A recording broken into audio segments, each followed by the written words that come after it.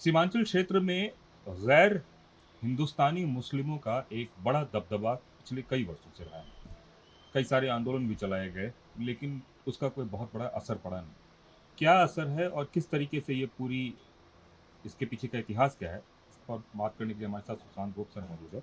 Sir, एक बात बताइए कि अगर हम अप्रवासी बांग्लादेशियों की बात करें तो उनकी क्या स्थिति है इस इलाके में? देखिए, अगर हम आज की बात करें तो आज की स्थिति में अप्रवासी हिंदुस्तानी मुस्लिम्स जो यहाँ पे माइग्रेट हुए, जो यहाँ पे आए हैं, वो पूरी तरह यहाँ पे स्थापित हो गए हैं। और निश्चित रूप से अगर आप तुरंत में अगर खोजना चाहेंगे या तुरंत में जानना चाहेंगे तो उसके लिए काफ़ी समय लगेगा। ये विगत 3 दशक से यह चल रहा है। और हम चूँकि विद्यार्थी परिषद से कई आंदोलन, चिकन्ने की रैली, बांग्लादेशी घुसपैठ आंदोलन में हमारी सक्रिय भूमिका रही है, तो इस नाते हम आपको ये बता सकते हैं कि ऐसे कई गांव 10 वर्षों से इतना सुसज्जित रूप से बसाया गया है और उसके सभी सरकारी दस्तावेज मिलीभगत से हो या एक व्यक्ति के आने के बाद वो लगातार अपने रिलेटिव्स, भाई भतीजा, नाती पोता, ऐसे कई रिश्तेदारों को बना के यहाँ एक ऐसा टोला, ऐसा ग्रामीण परिवेश बना दिया गया है। और आज तो जनप्रतिनिधि भी उस समाज से आने लगे हैं, तो सिरे से खारिज करना यहाँ पे थोड़ा सा असंभव है। लोग यहाँ पे स्थापित हो चुके हैं, लेकिन किशनगंज क्षेत्र नेपाल, बांग्लादेश और बंगाल से सटा हुआ क्षेत्र है। और पूर्वोत्तर का एंट्री और एग्जिट, 7 सिस्टर्स जो राज्य हैं उनके एंट्री और एग्जिट, बिहार का प्रथम जिला किशनगंज है।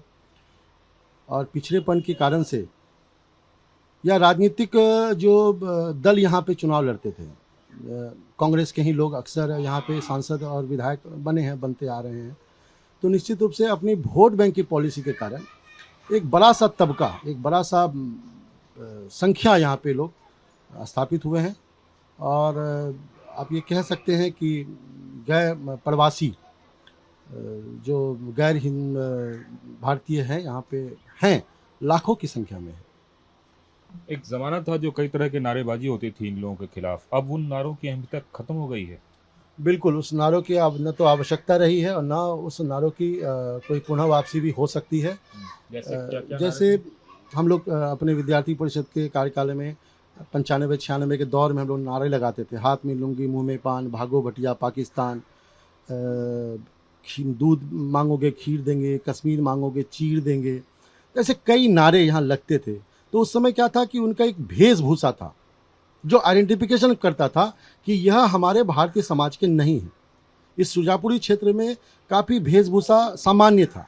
आप यहाँ बता सकते हैं कि यहाँ के जो परिवेश थे, जो सुजापुरी परंगना आप ये बोल सकते हैं कि बंगाल, बिहार, कटिहार, पूर्णिया से कई जिले मिला के एक क्षेत्र हुआ करता था, जिसका भेष जो है ना, परिवार का भेष, उसके सामाजिक संरचना, उसके त्योहारों का जो आकर्षण था, ईद, दीपावली, दशहरा साथ में मनाते थे, तो लोग को परिवेश देख के पता चलता था कि आप सुजापुरी क्षेत्र के हैं।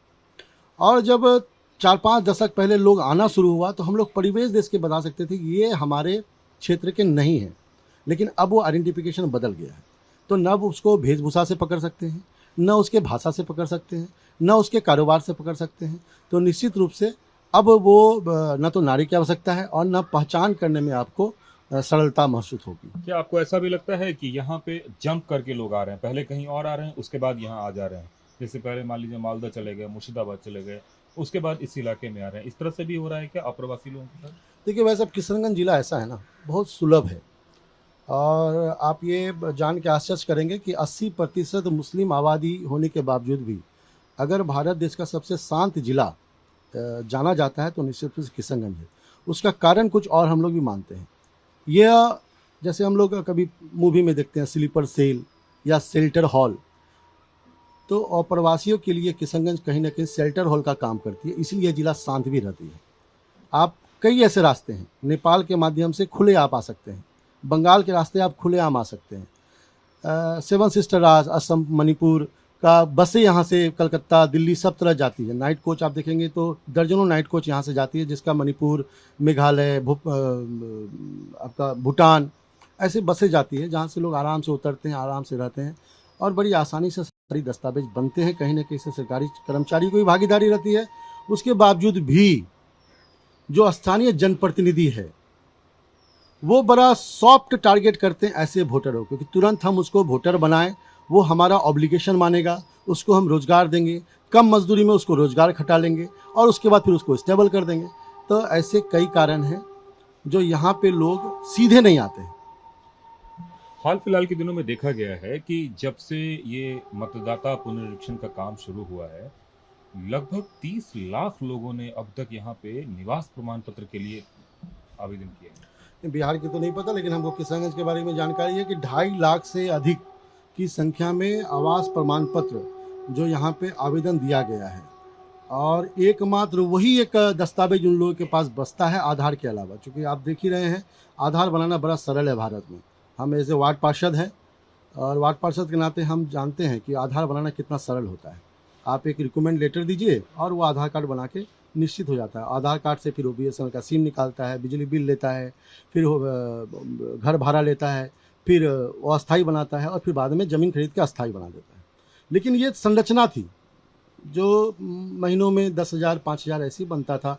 बच्चों को पढ़ना है, कहीं जाना है तो ऐसे बनता था। लेकिन अचानक से 2.5 लाख से अधिक संख्या में अगर वोटर आवास ये बन रहा है तो निश्चित रूप से इसमें से कम आधे प्रतिशत आबादी तो यहाँ के नहीं है।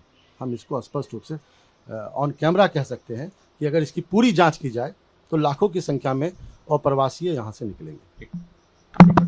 माइक कर देना उधर, रोलिंग। अप्रवासियों की अगर संख्या की बात करें तो खैर उसके बारे में तो कहना मुश्किल है, लेकिन निवास प्रमाण पत्र को लेकर बताया जा रहा है कि बड़ी संख्या में लोगों ने निवास प्रमाण पत्र को लेकर अप्लाई किया है। देखिए, जैसा कि मैंने पहले आपको बताया कि किशनगंज सीधी रास्ता नहीं है किसी बाहरी मुल्क से आने का, लेकिन कई ऐसे लुपलाइन है जिससे आप आ सकते हैं। नेपाल के रास्ते, बंगाल के रास्ते, और हम चूँकि बंगाल से बहुत सटे हुए हैं, दोनों साइड बंगाली है। उसके अलावा जो नॉर्थ ईस्ट के 7 सिस्टर राज है, भूटान, मणिपुर, अरुणाचल, ऐसे कई जगह से बसेस चलती हैं जो कलकत्ता, दिल्ली, पटना, रांची उसके लिए जाता है। तो उस बसेस से लोग आते जाते हैं।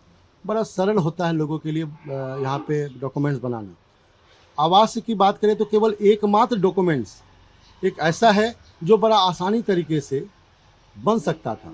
और पहले बच्चे पढ़ाई करने के लिए बाहर जा रहे हैं तो आवासीय लगना है, लोग अपने जॉब कर रहे हैं तो आवासीय लगना है। तो उसकी संख्या बड़ी कम होती थी, महीना में 5,000 से 10,000 के बीच में होती थी। लेकिन जैसे वोटर गणना का सर्वेक्षण का बात आया, 3 लाख से अधिक एक हफ्ते में 10 दिन में, हफ्ते 10 दिन में 3 लाख से अधिक अगर आवासीय प्रमाण पत्र के लिए लोग आवेदन देते हैं तो हम ऑन कैमरा आपको ये बिल्कुल कह सकते हैं कि निश्चित रूप से आधे से अधिक की आबादी ये किशनगंज की नहीं है। और जो किशनगंज के आबो हवा को, उसके भौगोलिक स्थिति को, उसके जनसंख्या अनुपात को बढ़ाने में बड़ी भूमिका निभा रही है। निश्चित रूप से एक ऐसी आबादी है जिसके बारे में प्रश्न चिन्ह तो लग रहा है, लेकिन बड़ा सवाल ये है कि इसको तकनीकी तौर पे आप प्रूफ कैसे करेंगे। कैमरामैन अशोक और अपने सहयोगी कासिम के साथ कुमार कुंदन, TV9 भारतवर्ष, किशनगंज।